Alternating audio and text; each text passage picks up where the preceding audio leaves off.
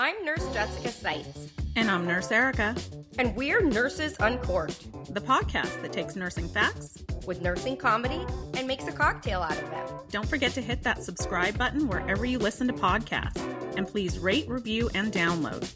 Also, if you're interested in supporting Nurses Uncorked podcast and getting early access to episodes, behind-the-scenes content, and bloopers, check out the Patron link in the description of the podcast.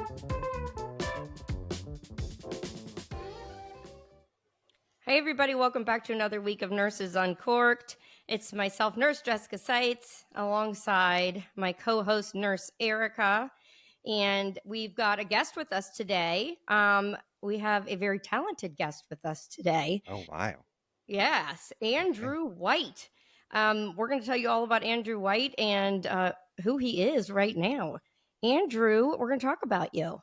Okay. Welcome. Let me say first, welcome to Nurses Uncorked. Thank you very much. It's kind of a full circle moment for me because the first one that I saw of you guys talking was when Jen Hamilton was getting canceled and you did that podcast with her. Yes. And I know we're going to talk about it later, but I got canceled at the same time. And everything Jen was saying was like, oh my God, this is exactly what's happening to me right now. I should be on that podcast.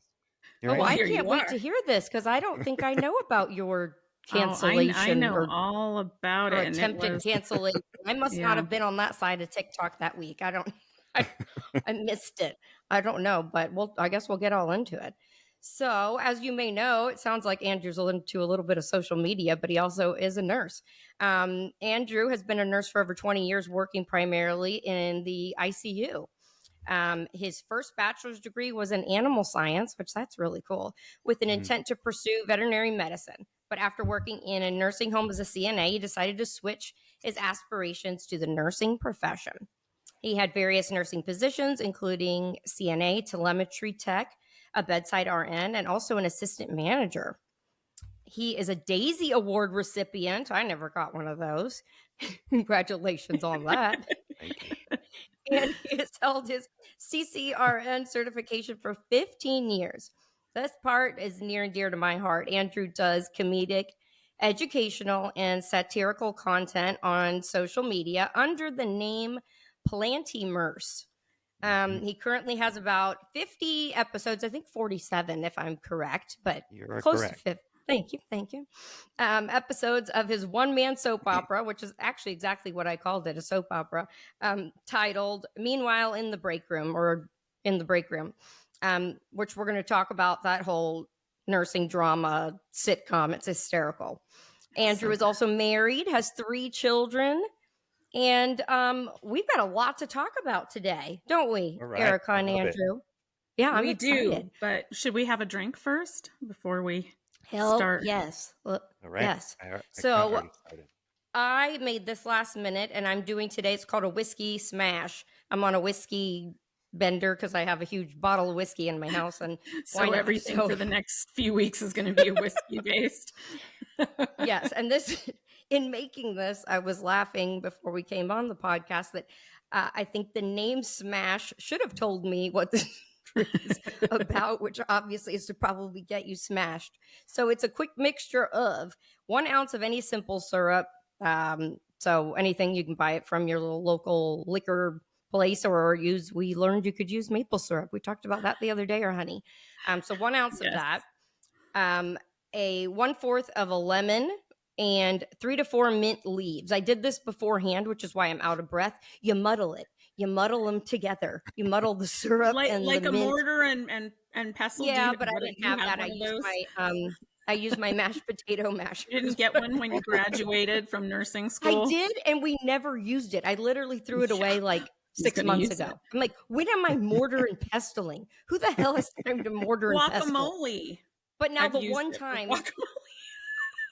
time I needed it, I didn't have it. So whatever. So I mixed all those together. Then you mix in 2 ounces of whiskey, and you're going to put it in your shaker. I promise you we're going to start selling these Nurses Uncorked shakers one day. I don't know when we're going to do that. And then you pour it over some ice with additional lemon. You can add some more mint leaves if you want. I have no idea what this tastes like, but I'm going to tell y'all. I'll also let you know if I got smashed by the end of the podcast. Well, you will be able to tell. I've seen her smashed. So, yeah, she has. Yeah, it can go one of two ways. We won't get into this. This is true. Cheers, everybody. Cheers, Erica. Cheers, Andrew. Cheers. Let me see. Oh, that's good. It's smooth. Is it good? Smooth. Yeah. I put extra lemon in it, though, because I'm a lemon girly. But actually, that's really good for it basically being whiskey. I mean, come on now. We might as well just call it whiskey. Whiskey on ice. Sounds better when you add something into it. Like, yeah, add Whisky Smash. Yeah, I like it. So before we get into some questions, I just want to say that I am encouraging all of our listeners, if you don't already, you need to go follow Andrew. He is at Planty Murse, that's Murse with an M, on social media, because I am telling you, he is by far the most entertaining creator that I follow. Truly. That's so nice. It's so true, though. I mean, I never say this. Like, your stuff is pure, indulgent entertainment for me. And when they come up on my feed, one of two things happens. I either stop what I'm doing and watch it immediately because I must, or if I'm like right in the middle of work and I can't, I'm like, okay, I'm saving it. And when I get home, this is the first thing that I'm doing. And it is just like 2-3 minutes, however long they are, of pure bliss. And everybody needs, I don't know why you don't have more followers. I mean, you have a pretty good following, but like, you should be at like 1 million. You're so entertaining. Had he got into TikTok probably a year before he really got into it, he would be. That's what it was. That's exactly. I just started last year, so I think if I had gone in during pandemic times, TikTok has made it a lot harder. So for him to have actually that many followers in that amount of time is actually really, really, really good. And I'll toot his horn a little bit too, because I do comedic stuff, so I can appreciate how hard it can be. Yeah, it seems like you're just doing comedy, but especially to do character roles, and we'll get into all of that, it can be very time consuming. Editing is a big part of the process. You're doing an awesome job. Well, thank you. I love it. It's freaking hysterical because every character I see as somebody I've encountered. I have my favorites. I can't wait to talk about that. But first, let's get to know Andrew as a nurse and maybe understand some of his motivation for these storylines and characters. So I heard that you started out as a CNA, which I did also. I was a CNA for several years. So I'm curious, do you think that has made you a better nurse? And do you think that should be a requirement for nurses? Yes and yes. So I'll expound upon that. Okay. I think starting out as a CNA gives you so many legs up in the nursing field. Number one, it just acclimates you to touching another human being, right? Like, how many people on their first day of nursing school were so scared to even touch the person that they are supposed to be helping? Or go in the room. Or talk to them. And I think that's the first thing. The second thing is, when you're a nurse, you're going to have CNAs working under you, and it gives you empathy and respect for the people who aren't making as much money as you, but are just as important to the team. Yeah. So yes, I think it really helped me in that regard, because I'm still kind of a CNA at heart. When I do my practice, I get my own blood sugars, I do my own baths until it's time to turn them, and then I get another person to help me. So I'm still that person. And I think your CNAs do blood sugars? Because ours don't in Nevada. I'm jealous. They're even talking about giving them phlebotomy access, licensure, so they can get our labs for us, which I would love for that to happen. I know that we couldn't probably mandate everyone to be a CNA, but I would be totally in favor of, hey, as part of this nursing program, 1 day a week you work as a CNA. I would be in favor of that, because it's such an important job, and it is kind of almost the core of what our profession is about. So if you can't experience that at the lowest level, I feel like you're kind of starting out at a loss. I'll say that. Yeah, I agree with you. Yeah.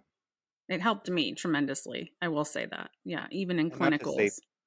sure, and not to say people who didn't start out as a CNA can't be a good nurse. I'm not saying that, but I think it just really solidifies. That's another thing. It solidifies, are you meant to be here in the first place? Because if you can't do a CNA job, Right. you shouldn't be a nurse.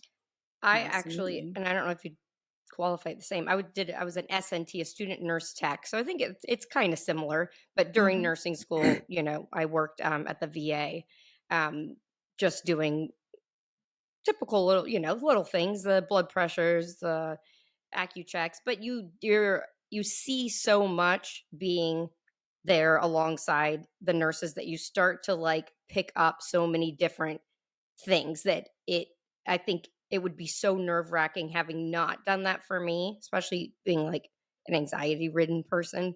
That Sure. tremendously helped me, like when I did finally graduate and got on the floor, like I at least felt like I wasn't a complete newbie, like I wasn't completely green. It just kind of Sure. helps Yeah. guide you a little bit. So, And so many CNAs that I work with get hired on the same unit to become a nurse. So you have that Yes. background of this, I know this doctor, I know how this works, I know the phone numbers are already memorized in my mind. All of the Yeah. things that go along with that. It makes for such a smooth transition too. Yeah, I did that. In addition to being a CNA for several years, I was a nurse apprentice. We call them NAPs here. And I did that during nursing school and then was hired on as a new grad in the same place. Yeah. let's segue into this because this is also about new nurses. But how do you feel about new nurses with a year or less of experience going into management positions or going straight into CRNA school Ah, or some type of advanced ah, schooling?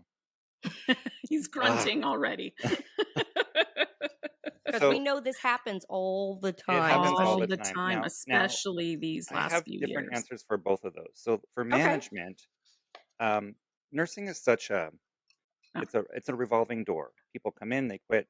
The staff is constantly turning around, and so you will find that you are pushed into charge nurse positions quicker than you're even wanting to have them. It just mhm. happens because you're now you've been there for 9 months, but you're more senior than almost half the staff. So that's just kind of natural. I don't think you need to be a good nurse to be a good manager. I think management is a different skill set because it's about working with people. Um, I do believe that you should have some seniority on the floor before you become a manager in it because you have to be aware of the things that your staff members are dealing with in order to be an effective manager. But I don't have a problem with people who are kind of newbies or green going into management if that's their passion and they're good at it. As far as CRNA though, it's completely different. Just in the way that you wouldn't want a president who knows nothing about making laws or working in the public space. You don't want your CNA giving you an epidural who's only had 2 months of actually working with patients. Universally, the people I see going on to become CRNAs, it's very, it's money driven. I want more money, Mhm. right? Yeah. It's not, I have a passion to Right. do this sort of a thing. And so knowing that that's kind of the impetus for people to do it, it makes me kind of hesitant to support something like that. I Hmm. think Yeah. people need to put in at least a year. I know most CRNA schools require you to have at least a year of ICU experience, Or but 2. maybe Yeah. maybe even more it should be because you can work in an ICU for a year and not really get very critical patients. Like they Mhm. give the critical patients to the more experienced people because they know how to take care of them. So you Right. can coast a year through ICU care, taking care of tele and med surg patients, and then go on to CRNA school, and you've had no, no experience with PA lines or titratable drugs. So I'm more cautious about people quickly going into CRNA school out of nursing school. Am And I I allowed to think disagree with you about something? I think Yes, this is, absolutely. yeah, why not? Back to the management part of it. Sure. In my opinion, personally, I think that especially in a field like nursing, while you can have great managerial skills, and let's say you were the best manager there was at TJ Maxx. You are amazing. You're a people person. There are, in my opinion, there are so many scenarios that your staff is going to present to you about things that they are encountering that, in my Right. opinion, if that manager does not have that experience to be able to understand what it is that they're presenting them, I don't like, and I just feel like I don't care how nice they are or how good they are at problem solving. If they don't really understand the problem, I feel like they're gonna fuck things up. Sorry.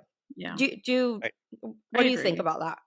Yeah, I I mean, totally agree, and I'm not advocating for someone 6 months new nurse getting into management. I'm talking about 2 3 year people who are kind of new, but they're not the senior people. Right. I really think, like, if you want to be a manager in the ICU, you should have had patients with balloon pumps and Hmm. CRT and PA lines, and you should have had all of those impella. You should have had all of those things Right. before you become the manager or even the charge nurse, because there are times when Because you can't be a resource if you don't know how it's to do it. you're the night shift charge nurse and the impella machine goes down and you've never had an impella. How can you manage that? You're the person they're all going to exactly. be looking at. So I think a little bit of both. I think you need to I have. think it stems from, we just finished an episode with Masshole Maguido, and we were talking about, like, in some long-term care facilities, they don't have to have nursing experience at all, like, in order to be in charge. And I think I'm still vulnerable from that episode, that I'm like, That was a after tough one. yeah, after hearing, because I had no idea that was going on. After hearing that, and that literally has scared me to death, um, it just solidifies to me even more the importance of, um, that they need something, at least, like you were saying, at a minimum a year, but preferably more. I Yeah, don't and know. I think what you said about CRNAs also applies to NPs in general. I have a Yeah, problem with nurses that go straight to NP, or they have only a year, or they do these weird what are, oh god, what are those programs called, where you already have a bachelor's in something totally different and then you can go straight to MSN. Direct entry, that's what they're called, direct Mm, entry programs. And so they come out sometimes as, like an NP, and right. come on, you've never done anything Prescribing meds. before. Yes. Yeah, it's crazy. I've heard the Anyway, argument, though, that a lot of people feel like if they don't continue to do their schooling, they're not going to be motivated to go back to school. And part of that I kind of understand. You just feel like once you get out of that rut, for, it's that true. of being in school for so long, that it's going to be harder to motivate yourself to get back into that. But It was for at the me. same Yeah, that's at the true. same time, how did you motivate yourself, Erica? I You got said, tired because I had an ADN for a long time, and I got tired of being passed up for things, even though I was the most mm, experienced and had the certifications and everything, because I didn't have a BSN. So I'm like, I'm done. I'm done with this. So then I went gotcha. back to school, and then I went back to school again. That's kind of how it happened with me too, because I was an ADN for almost half my nursing career, and Yeah, then me too. um, you know, the place where I worked was offering to pay, basically pay me to get my bachelor's, and why Nice. wouldn't I? Bachelor nurses get more pay, base pay, but I did it kicking and screaming. I don't like school anymore. I'm I know. old. I don't want to go to school Right? anymore. I know. Yeah. Same. So I did it, and then I went to a master's program, and then I got halfway through, and I thought, I don't want to do this, so I dropped out. But Yeah, yeah, but I feel that. Well, speaking of newer nurses as managers, have you ever had to work for a toxic manager? And is Drucker, who is one of your characters on Meanwhile in the Break Room, who is a toxic manager, is he based on a real person? so Drucker's not based on a real person, but yes, I have had toxic managers, and I think the disdain and anger that lingers in your body decades after you've Yes. experienced that went into Yep. creating that character. I mean, my last toxic manager, I don't have one now. My current manager is fantastic. My last toxic manager was probably 10 years ago. Um, and what made her toxic was a couple of things. Number one, she kind of led by fear. People Oh were yeah. afraid of her, you know. And the other thing was she always assumed negative intent. She never assumed positive intent with anything. Yeah. So a family member could complain about something that happened, and you'd go in. Now, a normal manager would say, "Come in, I just want to get your opinion, like what happened here." Mm-hmm. You would go into her office, and there was already a write-up for you on the Jeez. desk Yep. without I've been even her there. getting your side. And so what I hate about toxic managers is it trickles down to safety and patient care, because you need to be able to talk about, this is the mistake that happened and the reason it happened. And maybe it's the technology that we're using is faulty. Maybe Yeah. there's a missed communication loophole that needs to be fixed. Like, this is why we Yeah. report mistakes. And when you have a toxic manager, you do everything to avoid even being in contact with them. Yep. Mm-hmm. Was your manager's name Cindy No. or Sherry or Kathy? Because No. I've had all Wow, of them. Erica's got a long list. Oh my God. Yeah, could write a book just I on have that. two. Yeah. So good. I'm trying to think of all of my managers' names. I don't think I've had a good one. That's sad. I'm like, I really don't think that's awful. I don't think I've had one that I was like, I had actually, one. that's not true. I did have one. That is not true. I had one that was there for a year, and that's it. But the rest, yeah. I had one great one, and no surprise, he did not stay very long because he recognized how toxic the culture was, but he was very impactful in my My life. current manager, I love her so much. And then her boss, the director of multiple units, I love her too. Like, and I'm not just saying that because I work for them currently and I'm on social media. And when you work on social media and have a job, you have to kind of be careful what you say. Precarious. I truly love the people I work with now. And that's, I mean, how many people can say that? Not too are many you up nurses. for like some PTOs you put in or something? Everyone there's amazing, especially my manager. I usually get my PTO even when I'm complaining. Nice. Good. That's good. That is a good manager. Yeah. So as an ICU nurse, we know that you should have no more than 2 patients typically at the same time. But have you ever been pushed beyond safe staffing ratios? I'm assuming the answer is going to be yes. And what are your thoughts around nurse to patient ratios? I would say that I'm lucky because I've really not had to deal with unsafe patient ratios personally. Lucky. Wow. I have had 3 You're a patients in the ICU. unicorn. I might be.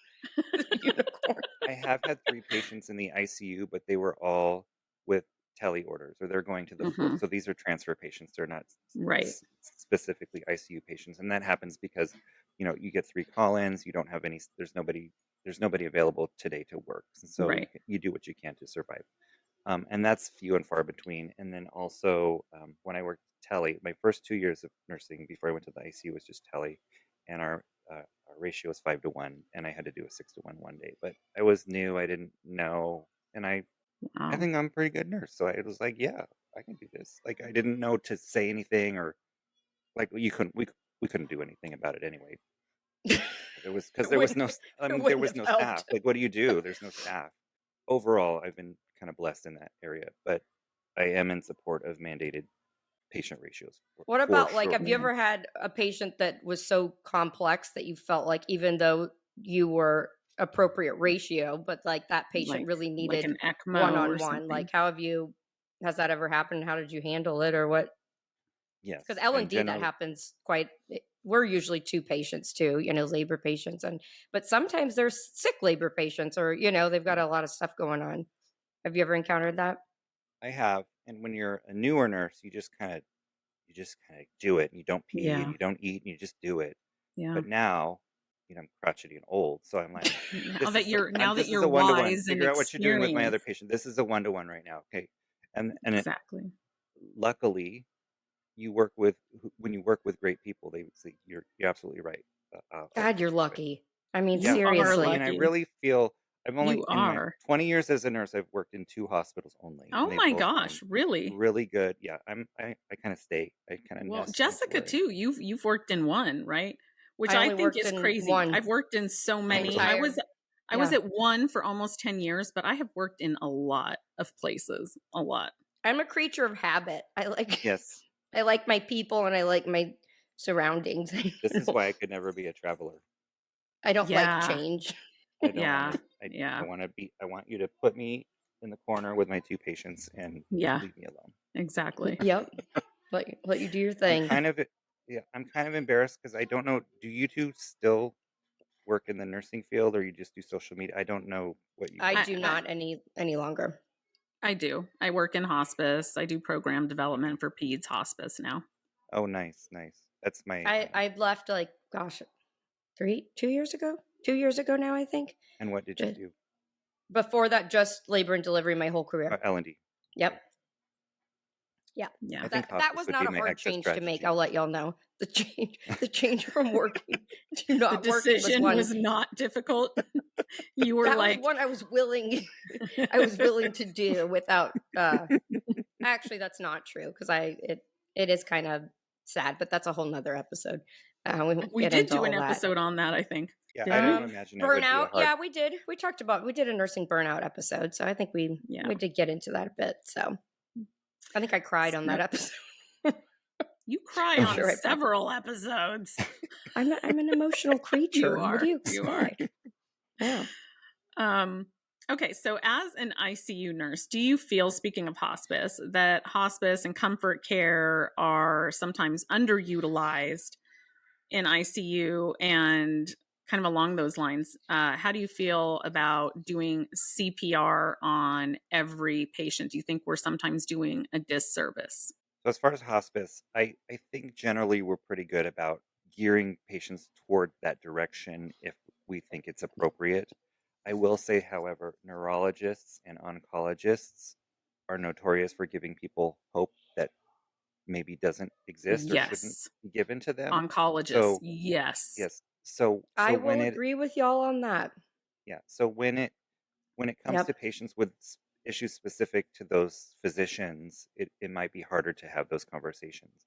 But if it's a patient who is, we're only dealing with the intensivist, or we're only dealing with pulmonologists, cardiologists, I think generally people understand this is what your life is going to be like going forward, or this is something you can't come back from. And we're pretty good about having those conversations and gearing people towards, at the very minimum, DNR.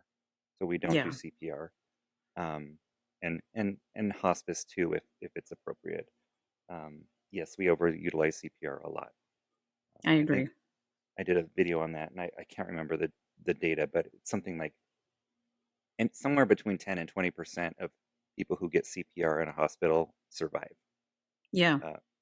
And you rarely hear about that. The percentages are that's a scary statistic. It is. I think I didn't even know that. Yeah. Well, and even like out in the field, unless like you witness someone drop and you immediately start, the outcomes are not great. And CPR has been glamorized by TV and movies. There's nothing that will make me scream louder than watching a movie and then the medical profession is portrayed incorrectly. That would never happen. Like, you scream. They're intubated with a yonker. Gut. That's my favorite. With tape that just kind of goes 1 inch on each side and doesn't even go around the head. Yeah. It's so funny how we nitpick our things. Like mine is when the fetal monitors are flipped the opposite way on the shows. Like the sensor isn't even on the stomach. It's like, and you're like, but the masses of people are not recognizing that. But it's something that as nurses we can't help it. Yeah, it's overutilized because, and I understand why we do it. Like, in the moment, you're like, oh my God, this is my loved one. You have to do everything to save them. Right. People don't understand. This is why it's important to have these conversations before CPR is necessary. We need to talk about DNR, hospice, comfort care before this happens. But because only 10% of the people, 90% of those people are dying, that is a violent, painful way to die. Mm-hmm. You have a stranger pushing on all of your organs in your chest and breaking your ribs while you're gasping for air and naked. Like, it's so horrible. Sounds like childbirth. If you think about the baby, I mean, seriously though, you have people yanking, pulling on you, crushing your head. I get it. I get You it. go out of Yeah. this world and you come into this world almost in the same circumstances. Right. Yeah. Right. And then CPR is a temporary fix. It doesn't fix what caused your heart to stop in the first place. Are you dying of cancer? True. Are you dying of sepsis? True. Yeah. In very few cases, CPR reverses what happened to you in the first place. So unfortunately, people don't know this. So actually, before I go into my next question, let's take a break and do a word from our sponsor and our problem of the week. Erica, I'm so excited because our good friend, nurse friend with Stink Bomb Odor Blocker sent me a package in the mail, and I'm going to unbox it right here on Nurses Uncorked. Oh, we got a Happy Holidays collection. I guess our good friends at Stink Bomb Odor Blocker are selling 4 different scents in a little Happy Holidays pack. And if you don't know what, I'm going to smell these, but if you don't know what Stink Bomb is, tell them, Erica.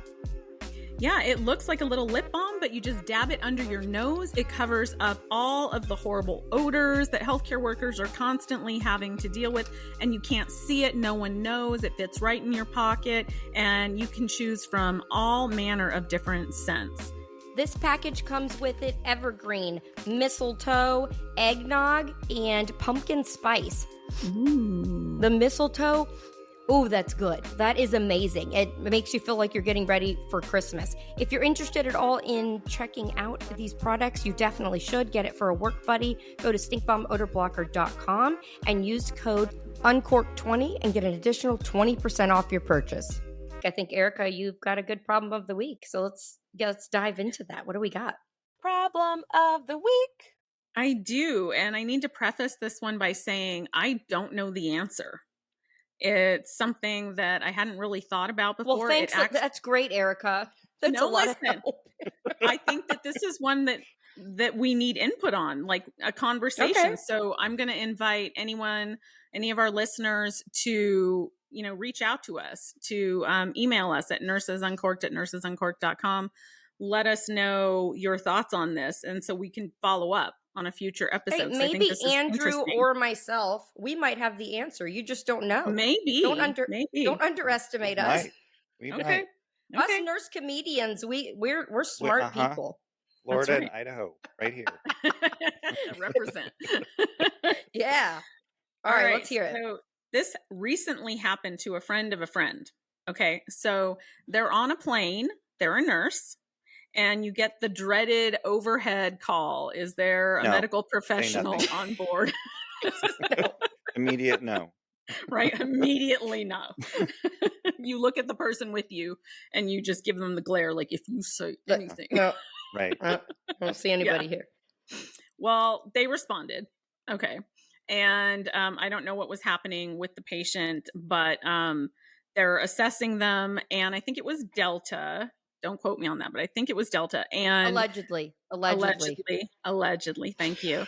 The flight attendant hands the nurse a phone, and it's automatically connected to like Delta medical support or whatever airline it was on the ground. I guess they have something set up for medical emergencies mid-flight where it immediately puts you through to this medical support. Okay. So the person on the other end is like, okay, you're going to insert an IV. And the nurse was like, wait, what? Like, first of all, what are we running through the IV? Like, what do you have on board? And she said, like, for a second, she was like, okay, like, no, I can insert an IV in my sleep. But then she paused and she's like, wait, so who are you? Because they hadn't even introduced themselves. Right. And they're like, well, I'm, Delta medical support or whatever. And she's like, but are you a provider? Like, do you have an NPI number? Because I can't just follow a non-medical professional's, a non-provider's order, because then that's me practicing without a medical license. And that's me on the line. Like, I can't just listen to the operator. Right. Right. And like, are there standing orders on a plane? I think not. I don't know. And then she took it a step further and said, I'm licensed in one state, and we're up in the air. God knows what state we're over. Like, what are the ramifications of that? Like, now I'm practicing medicine without a license in a state where I'm not even licensed. Like, No. Wait a minute. Would they have given that request to a non-nurse? No. Like, I assume if the person or who only they would wouldn't put this answer, on they there's wouldn't so many answer and questions. say they're a provider or anything. They would just say, like, I am medical support, whatever their title is. So, I mean, if they're actually medical, like, they're going to tell you, I'm a doctor, I'm a nurse, I'm a PA, whatever. They're going to tell you, right? And this person wouldn't do that. So that leads me to believe they're not. You know, maybe they're a nurse, but okay, you can't take an interventional invasive order like that from a fellow RN either, you know? So she did not ultimately end up inserting the IV, but I thought that was really an interesting, like, conundrum. You know, we almost need like a flight attendant's insights into this. Yeah. Like, are there some other outstanding things that are in place because you're up in the air and the time frame to get emergency help is different? So maybe the ability to do these kind of interventions is covered. I don't know. I'm curious. I don't know that. I was told to ask, if you are the person responding, that you ask for their first aid kit, because they don't typically offer it up, and there should be like EpiPens in there and basic stuff. But I didn't know you could just, like, they have IV supplies. And how is that controlled? Like, are they checking for expiration dates? Like, what kind of fluid? And where are you getting your fluids, Delta? Because no one else can get fluids right now. You know? But I don't think that would, like, Good Samaritan laws, that's not going to cover that, right? Good Samaritan laws are for, like, immediate CPR type things, right? See, this is why you just don't even say anything, because right? Because you don't know, like, so if you don't do something, are you in trouble because you didn't intervene? Right? Or if you do something, okay, you just start an IV that seems so benign, but then the next person comes behind you and gives them a drug that kills them. Well, you put the IV in there for them to be able to do that. Right. So it's like, I don't know. I don't know enough about the laws. Remember that one doctor that caught all that flack because he didn't respond, but he was tipsy on the plane. Yeah. Like, he had several drinks. I remember that. And people were, like, outraged that he, as a physician, didn't respond. But then had he responded, being inebriated, he would have been in trouble. Yeah, for sure. In that sense, you know, as well. It's like you can't win either way, you know? Yeah. So I don't know what the answer is, but I think this is a really interesting discussion. I haven't come across this before. So if you guys have any thoughts or info on this, please let us know so we can follow up and talk about this more in detail. Yeah, maybe we can do surgery up there. Who knows? I mean, there might be all these brain transplant. Yeah, there might be all these rules we don't know about. I mean, we can do anything. We can harvest some organs. Give me a up straw there. and a pen. Imagine your child takes a flight and they come down and they're a woman. Right? I mean, you just it's happening everywhere. You're going to get us in trouble. Hey, I'm just saying, you never know. You never know. Okay, well, hey, send us your input, because we're at a loss here. We don't really know what the hell you can do or not do and get away with it in the air. All right, well, let's segue into what I was supposed to ask next. Speaking of that, let's go back into burnout, nurse burnout. Why did all right, so we were saying earlier, most nurses do suffer from burnout currently, and over the last few years, progressively it's gotten, wow, we've got the giggles now. It's progressively gotten worse. How do you personally deal with, after 20 years of being a nurse, how do you deal with not getting burnout? Or when you feel burnout, what does Andrew do? I mean, he's never pushed beyond ratios, so maybe he's not burnt out because he's a unicorn. No, I'm 100% burnt out. Yeah. You go to your other nurse friends who are also burnt out and you talk shit.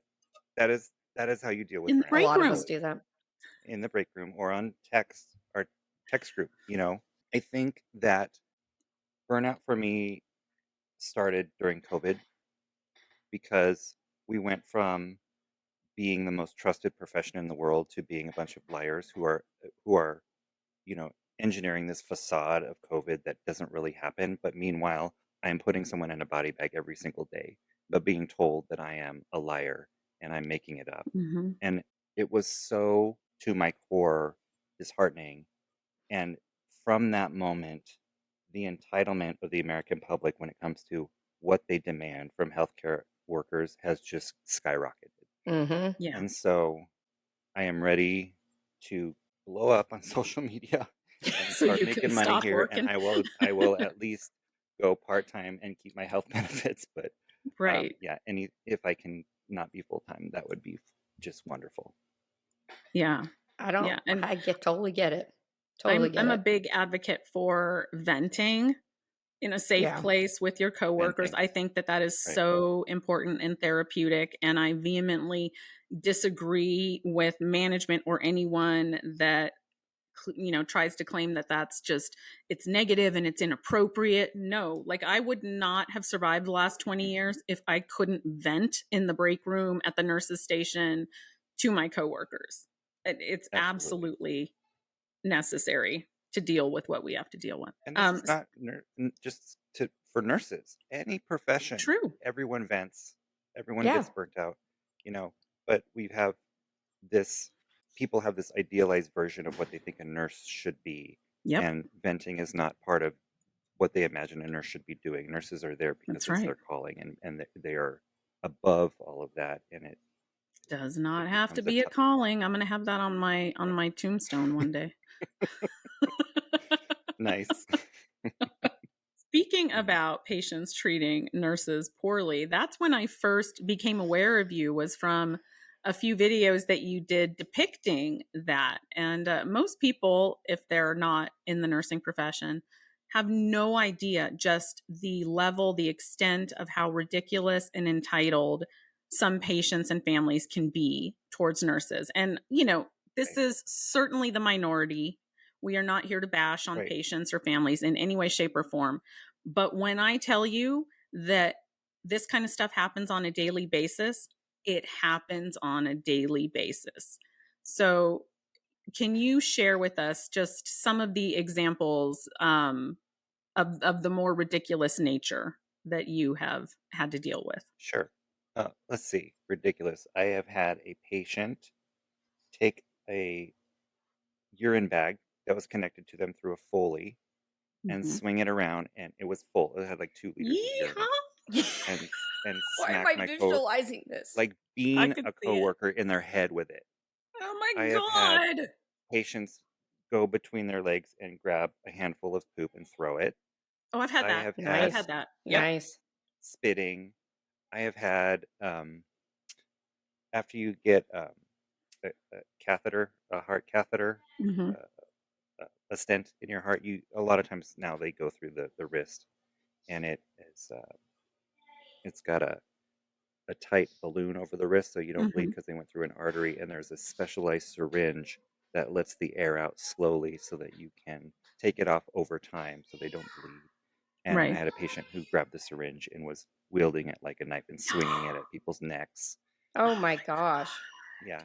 But I mean, these are certainly extreme examples, but it doesn't have to be extreme for it to be abuse. It is an attitude. It's a look. It's an eye roll.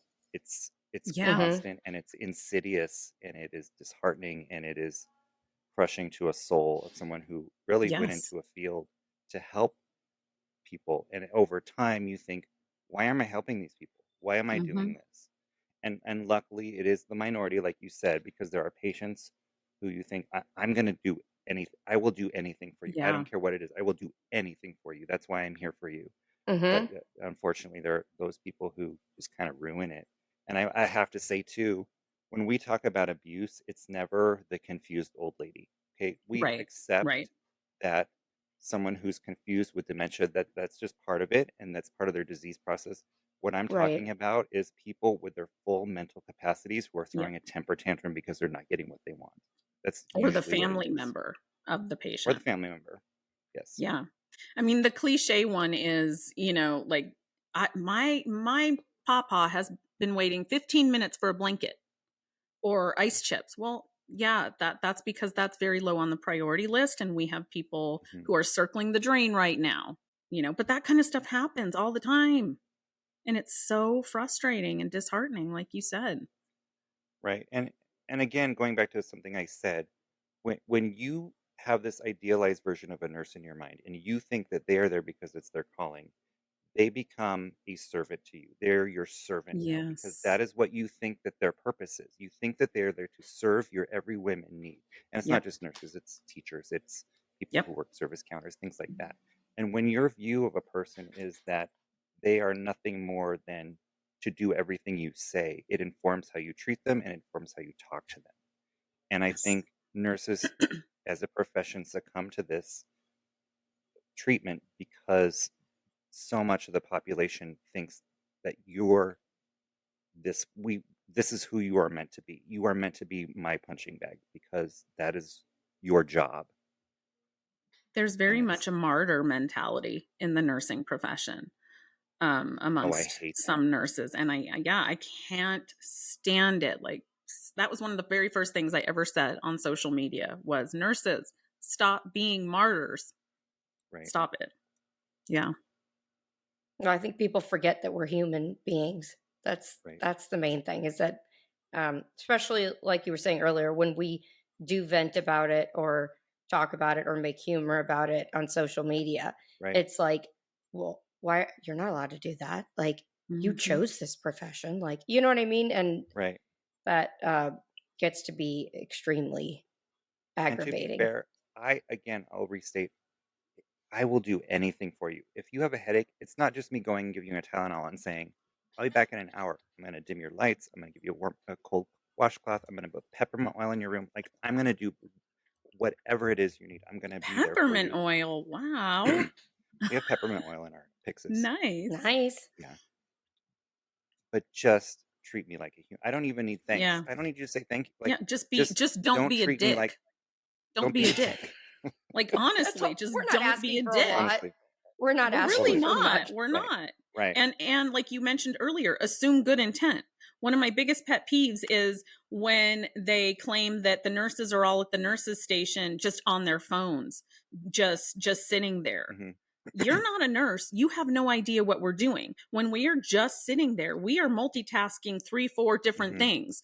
We're waiting for the callback on the critical labs from the doc so we can get new orders.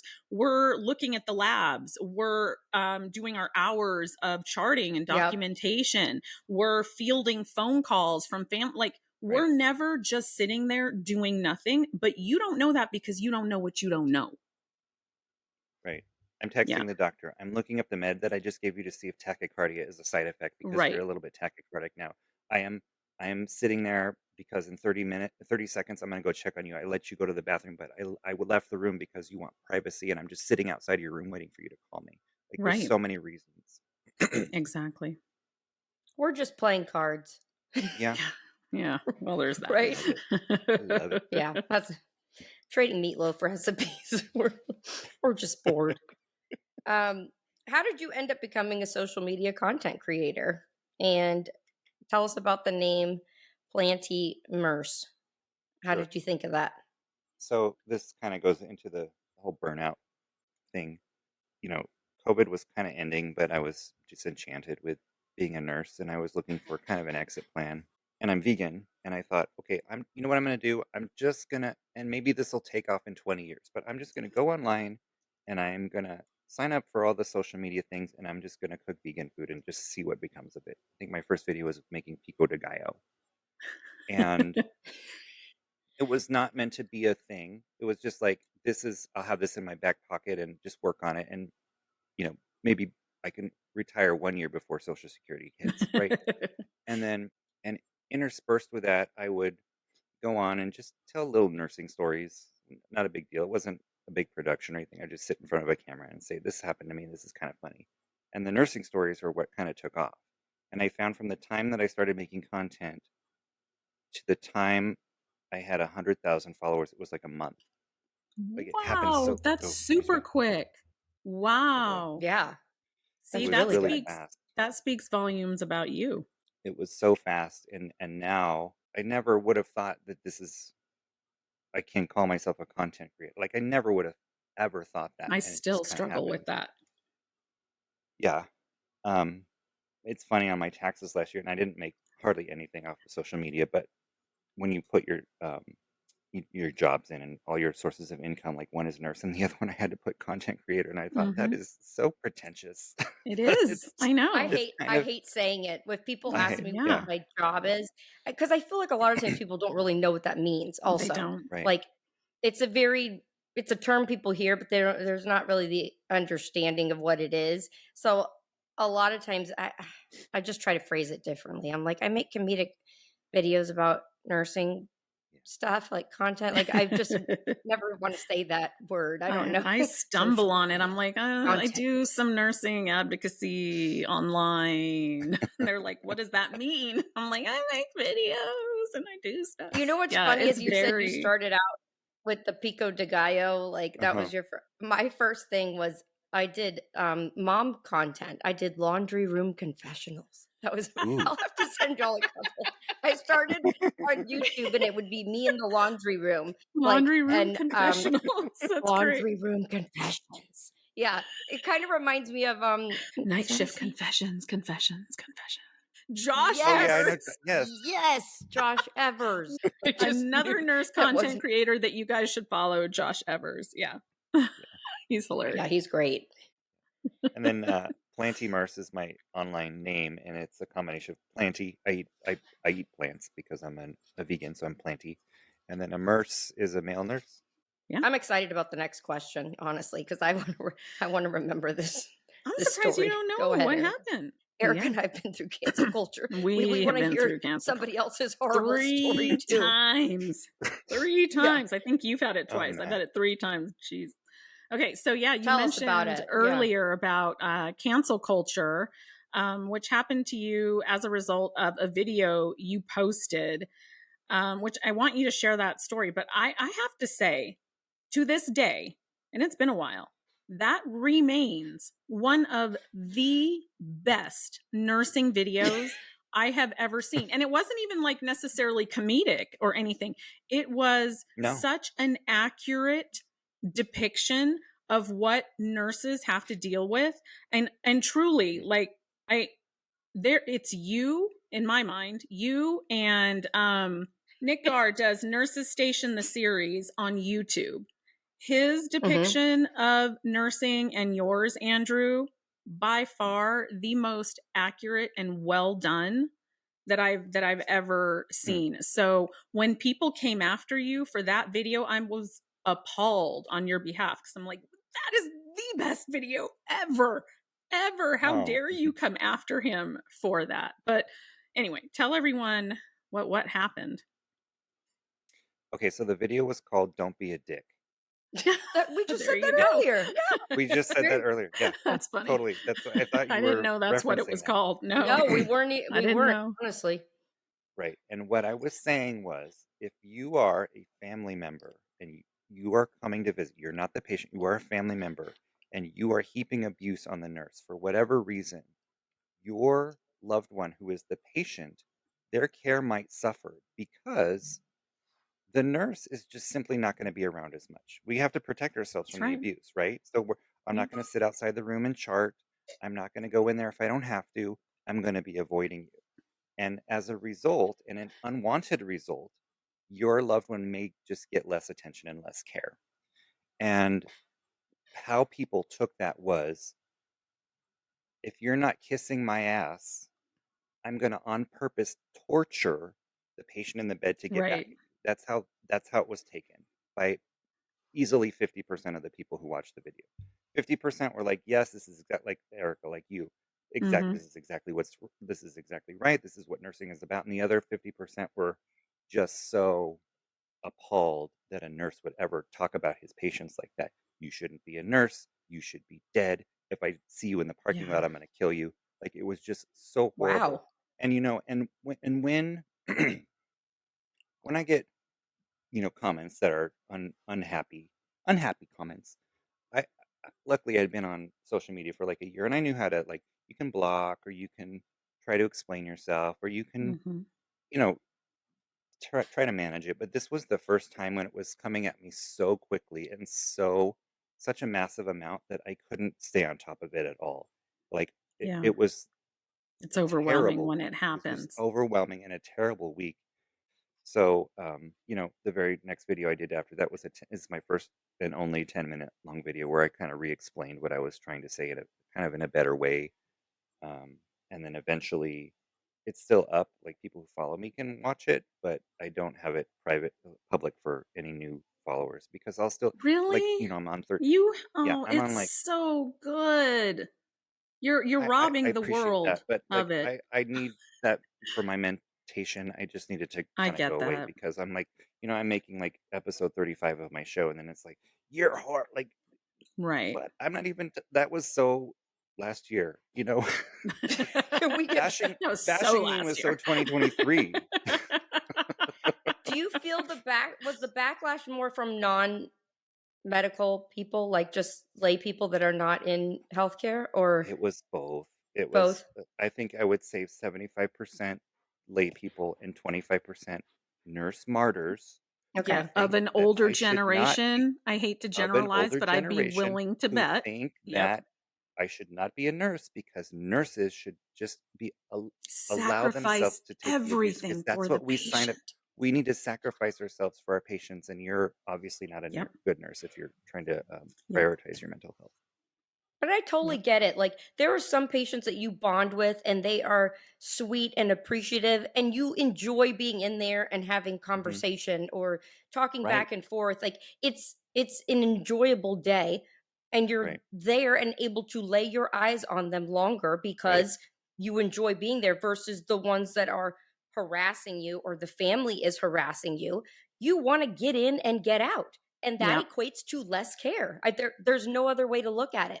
That is just the way that it is. Your It is. eyeballs are And not on yeah, them as long Right. because you're uncomfortable. You you are don't want to protecting make yourself, and yourself, susceptible to more you don't want to be a abuse and punching bag. attacks.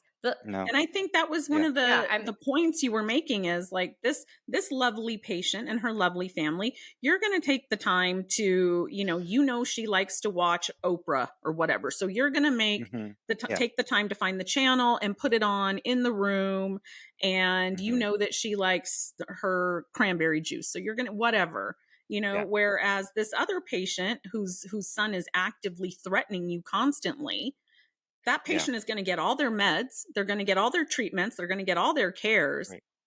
but you are not going to do Then I'm gone. anything extra that keeps you in that room. So they're not going to get Right. any of that other special stuff. Yeah. I mean, it seems like this is not rocket science, but like the fact that I just had the audacity to even say it just set so many people off.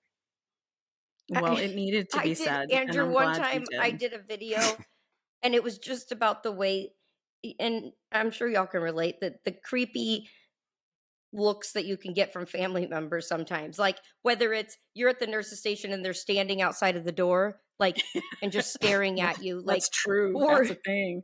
or the creepy family member that just like is always coming up and bringing you something, and like it was something that we could all relate to, like, or they keep walking by the nurse's station, or it was just Right. I got so much harassment for that because they said I was portraying them in a way that made them look like they were psychotic. Well, sometimes they are do look sometimes. creepy. I'm sorry, but sometimes they give you these looks that is just creepy. And Yeah. Yeah. I mean, I got so much. People were just, I mean, how dare I say that? How dare I say that people, How dare you? I'm like, well, it's funny because it's true. It really is. And you asked earlier, how do you deal with burnout? Making videos like that is a way Yeah. to release. Yeah, For sure. laughing is Yes. It is. much needed. Like, seriously, it's the best freaking medicine. I think we all could use some laughing this week. I can Yeah. tell you that. I'm sorry you had to go through that. I know I reached out to you at that time. I have like a soft spot in my heart for anyone that is right in the midst of that cancel culture because I've gone through it, Yeah. and it sounds so stupid to people that don't get it, that haven't gone through it. Like, oh, okay, you're getting some negative comments. Like, oh, poor you. No, it is so bad, and it puts you in such a dark place, and it's so hard to It does. navigate that now I don't even care if what they did I vehemently disagree with. I will reach out to them anyway and say like, hey, are you okay? Because I know how bad it is. And I like to tell them like, it doesn't seem like it now, but I promise you will get through this. Give it a week, give it a month. And I will say the worst to me is the fellow, and I don't know if this happened to you, but your fellow content creators that instead of reaching out and saying something to you on the side and said, hey, even though I know this wasn't your intent, I know it's going to come across as horrible and it looks to the average person as something bad, you might want to think about taking it down. Or instead of doing that, they stab you in the back and they make a video vilifying you and fueling the fire. Those people, I think they deserve the enema of the week this week. Actually, I agree, because that happened to me more than anything. And some of them were like friends outside of social, like they had my phone number. Like, you could have called me, you know? Yeah, been like, Erica, this video you look tagged in it. Okay. So you getting tagged in something means that you must make a public video throwing me under the bus? That is the most pitiful excuse I've ever heard. Absolutely. Yeah. Did that happen to you? I'm assuming it did. Did anybody, and I'm not saying name names, I'm just saying, did you find anyone else make videos that they could have just reached out to you instead? I had a lot of stitches of people who were, I didn't know them. They weren't mutuals or anything like that, but they could have easily, like, and I got messages. I got both, really. I got messages, people saying, hey, you might want to take this down. And then I got others who just stitched it and told the world how terrible I was. So this is a horrible person. Well, you persevered and you're here and you are thriving and we're so happy. Yeah, let's talk about something positive. Let's talk about your series, the Meanwhile in the Breakroom, the one-man soap opera. Tell us about the concept and about the characters. Let's talk about something fun. Describe it to people that have never seen it. Sure. So the concept actually came from Sex and the City. What? Really? I didn't know that. I'll tell you. So oh my gosh. When you watch Sex and the City, every episode there is a scene where the four of them are in a cafe talking at the diner. Yeah, and that's really kind of the heart of the show, right? They all go off and they do their adventures, whatever, but they all come back and they talk about the same issue, but they all have different perspectives, right? And so I thought, what if I did a series where nurses from different backgrounds were all talking about the same thing, right? Because before that, I did satirical content, but it was always like emotionally one-sided, right? I am irritated at this, and the video was about being irritated, or this makes me happy, and it was about a happy memory. But in this, you could have multiple different perspectives on the same issue in the same video.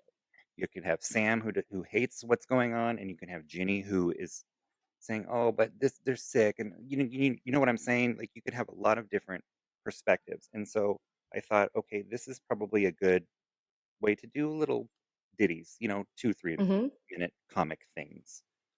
I didn't realize until I started buying wigs that how much money have you spent on wigs at this point? They're like $10 each, so they're not that expensive, so it's fine. I didn't realize until I had to start writing the wigs into the storyline. And there was a storyline about Ginny taking her hat off and she's got hair underneath it. And I had to make her be a cancer survivor. And that explains why now she has hair again, because she's wearing her cancer hat. She took it off. I didn't realize until then that this isn't just stories about random things. Like, there are characters here with backstories. And that's really the heart of the show. Like, Sam says funny things, but like, who is he? What has he done in his life? Who does he know? And so the show, if you watch the first 10 or 15 episodes, you don't have to necessarily watch them in a certain order because they're all kind of independent. But now it's a soap opera. It's like you need to watch episode 46 before you watch episode 47, or you're going to be spoiled for what happens. And so it kind of grew from there, and that's how it all started. And I can't believe I'm on episode 50 next week. I know, it's going so fast. And I recently had the opportunity to be a surprise guest on one of the episodes, which was an absolute joy and a blast. And I had so much fun. I played a chief nursing officer, but I have been surprise. Right? And he told me it might be a union thing. And I'm like, ooh, make me a union buster. And he's like, no, you're going to be a CNO. I'm like, fine. I was so happy to do it. Oh, Union Buster, that'd be hysterical. Gosh. But I've been obsessed with this series long before I was on that one episode. Your character development is incredible, and people are so invested in your characters, and by people I mean me.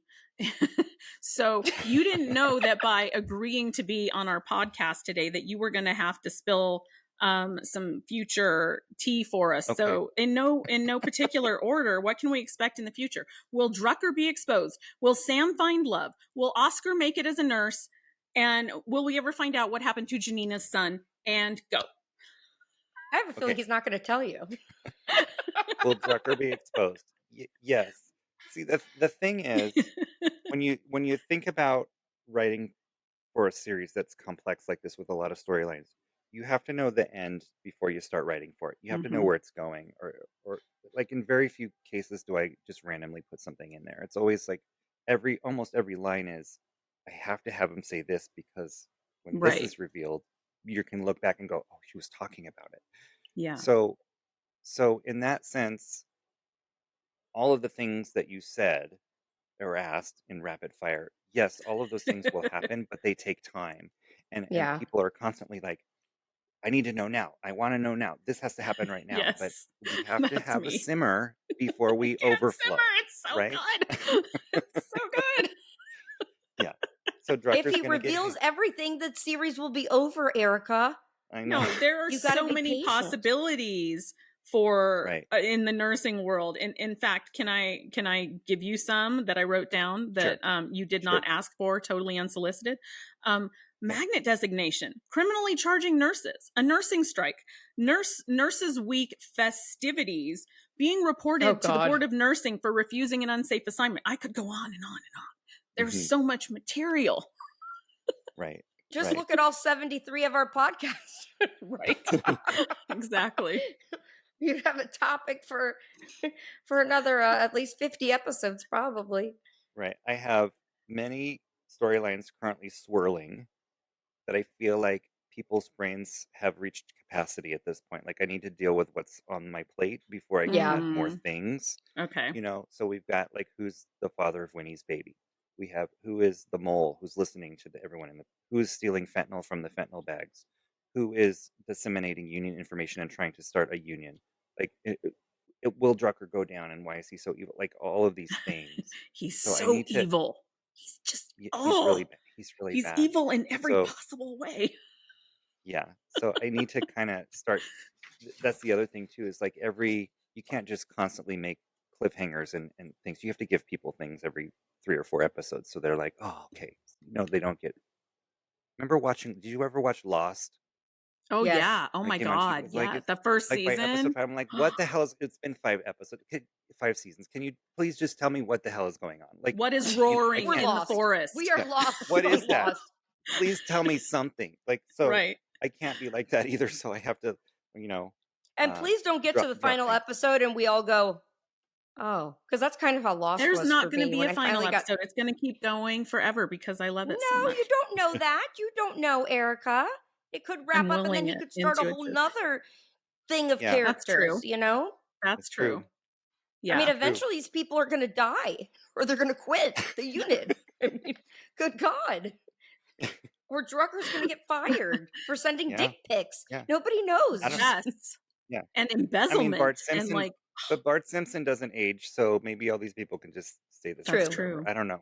If you ever need me to be a guest, I would love to do some acting. Tell him what you wanted to do before you became a nurse. I wanted to be an actress. That was always my on a soap dream. opera. I wanted to be on a soap opera. That I grew up thinking I was going to be on All My Children or General Hospital one day. So if that would have been my dream job, but instead I went into nursing and then nursing content creation. So I guess that's as close as I'm going to get. I still want Nick Garr to have me on his series, the Nurses He Station. would, yeah. But you got to fly to New York. He would. I know. I just might. Being on a soap opera at this point.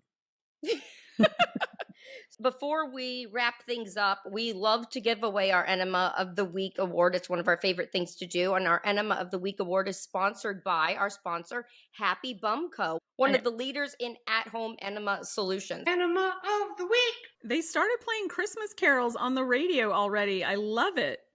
Oh, you want to know one holiday hit I can't get out of my mind? If you're happy and you know it, use Happy Bum. If you're happy and you know it, flush out your bum. That's amazing. Tell them about Happy Bum, Erica. Happy Bum Co. is a leader in natural at-home detox enema solutions. And boy, with the holidays coming up, we are probably all going to be suffering with a little bit of bloating, constipation, if you know what I mean. So tell them where they can go and get that. Yeah, you can go to happybumco.com and use code Nurses Uncorked for 15% off of your first bundle. Happy holidays. So, Erica, who is this week's Enema of the Week award going to? Who do you have in mind? Yeah, I think they may have actually gotten an Enema award in the past, but believe me when I say they are deserving of another one recently. This week's Enema of the Week award goes to Corewell Health in Michigan, where the nurses are trying to unionize, but specifically to their union busters, because they are on another level of allegedly of crazy. What they do. And over. Oh my gosh. Okay. So, and this episode may actually come out after they've held their election. So I'm really, really hopeful that has a great outcome, because it's going to be a historic election. But they just yesterday, I believe, sent an email letter to all of the doctors and providers, allegedly, that basically was saying, you know that the nurses are trying to unionize. And then there was a bunch of gaslighting. You know how much we value you and our we're all family, blah, blah, blah. So essentially paraphrasing, don't you think that you should just encourage the nurses to be, good little nurses and return to work and let this whole union thing go? Like, it was so gaslighty and patronizing and terrible. Nice. Yeah. Yeah. And so they are also, I'm told, allegedly forcing them at huddles to watch little 10-minute anti-union, anti-Teamsters videos during freaking doesn't huddle. That sound fun? Doesn't that sound fun first thing in the morning or evening? Away from patient care. You're making night shift or day shift stay. So not to tell them anything crucial that's going on in the hospital that they need to know, but to make them watch anti-union propaganda. That is such bullshit, Yeah. Yeah. They're on another level. Union busters are full of shit. There's one lady that's allegedly showing up in a new wig every day. She'd fit right in with Andrew. I know. Is it one of Andrew's characters? Because they don't want to be recognizable because they're doing something awful, right? So new wigs every day. They're wearing masks, not because they probably care about health concerns, but to cover their face, to obscure their face. Well, you shouldn't be hiding if you're not doing anything wrong, right? Not so nice. This week's Enema of the Week award goes to the Union Busters at Corewell Health in Michigan. Way to go. Way to go, Union Busters. Woo! We will send you an enema in the mail. Well, all right. Let's give Andrew now a chance to share his handles and tell everyone where people can find you and follow your series. All right. So my handle is Plantymurse, Planty, Murse with an M, Murse. I am on TikTok, I am on YouTube, and I am on Instagram. But you can also just search for my name, Andrew White. Sometimes that's easier, and I will just come up. Awesome. Thank you so much, Andrew. Follow him. Yeah, thank you for coming on. If you just want to binge that series, boy, that would be amazing. Like when you find a really good Netflix thing that's already like 3 seasons in and you haven't, and you get to sit there, that would be amazing to just sit there and go through the whole thing from the beginning. You have it in a playlist, right? On TikTok? Yes, I have it in a he playlist. does. And he does. sometimes I rewatch it too, because I just for continuity reasons. It's so we'll good, keep doing it because it's hysterical. Yes. Thank you again for coming on. Absolutely. Until next time on the next Nurses Uncorked.